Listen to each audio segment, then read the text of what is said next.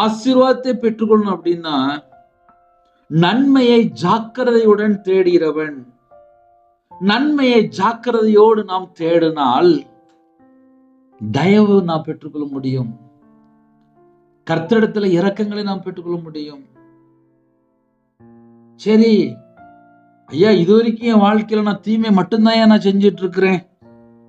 நான் எப்போதுமே என் வாழ்க்கையில நான் தீமையே செஞ்சுட்டேன் அப்படின்னா தீமையை தேடுகிறவனுக்கோ தீமை வருமா?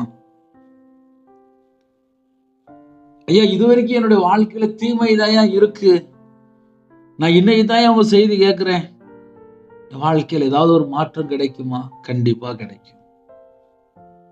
அதுக்கு நம்ம என்ன தெரியுமா செய்யணும்? நீதிமொழிகள் 14ஆம் அதிகாரம் 22ஆம் வசனத்துல அழகா எழுதப்பட்டு,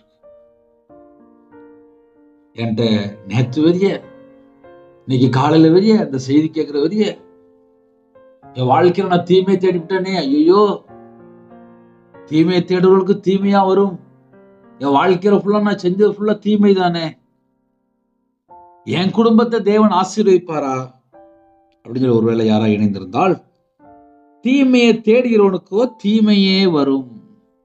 தீமையை மட்டும் 24 மணி நேரம் தேடிட்டு இருக்கிறான் அப்படின்னா அவனுக்கு தீமை மட்டும்தான் வரும்.